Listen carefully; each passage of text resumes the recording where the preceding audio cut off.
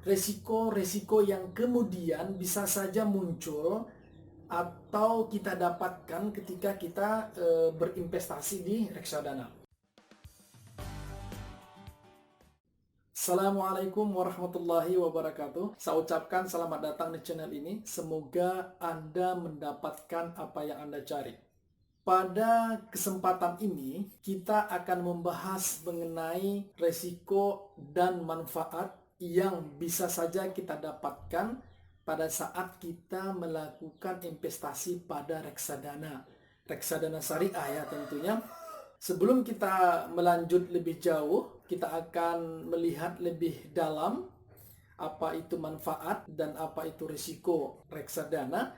Maka sebelumnya, bagi siapa yang belum tahu apa itu reksadana, bisa melihatnya pada link di atas ini. Nanti di situ dijelaskan dengan lengkap apa itu reksadana, macam-macam reksadana, dan lain sebagainya. Saya pikir sangat bermanfaat kalau Anda lihat video itu. Baru setelah itu Anda bisa lihat lanjutkan video bahagian ini. Pertama, kita akan tentunya bahas dulu mengenai apa saja manfaat yang bisa kita peroleh ketika kita investasi pada reksadana. Pertama itu mudah. Mudah itu dalam kategori atau ketentuan atau bahasa yang dipakai mudah itu banyak hal sebenarnya.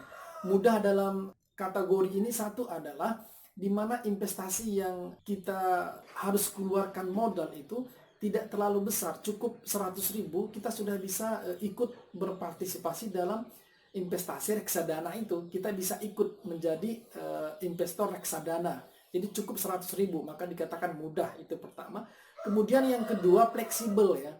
Fleksibel dalam artian Anda bisa menambah kapan saja modal Anda yang awalnya katakan 100, Anda bisa tambah lagi jadi 200, 300, dan seterusnya. Nah, kemudian fleksibel selanjutnya adalah ketika Anda menariknya juga. Menariknya juga sangat mudah.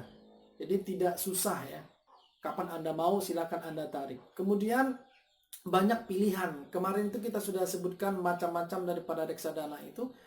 Dengan adanya macam-macam itu akan menghadirkan pilihan yang banyak bagi para investor tentunya ya. Kemudian yang keempat itu pencairan ya. Pencairannya itu sangat mudah sebenarnya, sangat mudah, seperti Anda mencairkan uang Anda di bank seperti biasa, tidak susah. Kemudian yang selanjutnya itu harganya transparan, Anda bisa lihat sendiri. Semua laporan keuangan yang ada di perusahaan itu selalu kita bisa pantau dan kita bisa lihat, jadi transparan sekali. Kemudian yang paling penting itu setiap kita berinvestasi jangan lupa ya mengenai pajak. Di reksadana manfaatnya atau keuntungannya itu yang perlu kita ingat itu kita tidak perlu membayar pajak. Kemudian kita lanjutkan ke pembahasan selanjutnya. Tadi manfaat sudah kita bahas, sekarang kita akan coba lihat resiko-resiko yang kemudian bisa saja muncul atau kita dapatkan ketika kita berinvestasi di reksadana. Pertama, resikonya itu adalah tidak dijamin oleh LPS gitu. Jadi beda halnya dengan deposito. Kalau deposito itu dijamin oleh LPS. Nah, bagi Anda yang tidak paham apa itu deposito, bisa juga lihat di link di atas.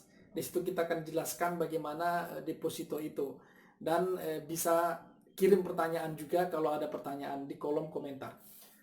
Kemudian yang kedua itu risikonya adalah likuiditas ya. Likuiditas itu juga sangat berpengaruh untuk reksadana. Jadi ada apa namanya ya, sedikit penurunan atau apa ketika kita beli berbeda, tiba-tiba ada turun ya, kita akan bisa jadi rugi gitu kan. Kemudian adanya inflasi, kalau inflasi ya otomatis kan nilai uang kita itu kan menurun ya. Kemudian selanjutnya ada resiko pencurian data. Ini kadang-kadang bisa terjadi ya, karena kan data kita itu kita berikan kepada pihak manajer investasi.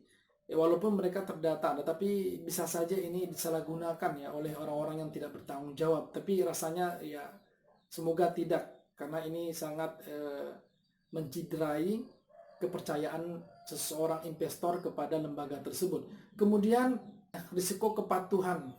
Artinya begini, manajer investasi itu menginvestasikan uang yang tadi sudah terkumpul itu, dia harus patuh dengan peraturan perundang-undangan yang ada di Indonesia. Kalau seandainya dia mulai berbuat curang atau lain sebagainya, ini berisiko untuk kita, yang dimana kita menginvestasikan uang kita di reksadana yang dikelola oleh manajer investasi tersebut. Nah, ini sangat berisiko untuk kita. Kemudian yang terakhir itu adalah risiko kepada manajer investasi. Kalau kita investasi di reksadana, kita mengawalinya harus pilih juga manajer investasi yang terpercaya ya, yang track recordnya ya terjamin lah. Paling tidak kita tidak pernah dengar ada kasus ya mengenai manajer investasi tersebut. Jadi kalau kita sudah yakin, maka kita bisa menginvestasikan atau ikut serta dalam reksadana yang manajer investasi tersebut kelola. Kalau tidak, ini berbahaya. Bisa saja manajer investasinya abal-abal kan, jadi bisa berbahaya untuk investasi Anda, maka akan Anda rugi gitu. Jadi ini adalah bahagian risiko-risiko yang bisa kita dapatkan atau muncul pada saat kita berinvestasi di reksadana. Oke, terima kasih. Kalau ada pertanyaan silahkan ditanyakan di kolom komentar atau langsung di email juga boleh. Terima kasih. Sampai ketemu. Salam investasi. Assalamualaikum warahmatullahi wabarakatuh.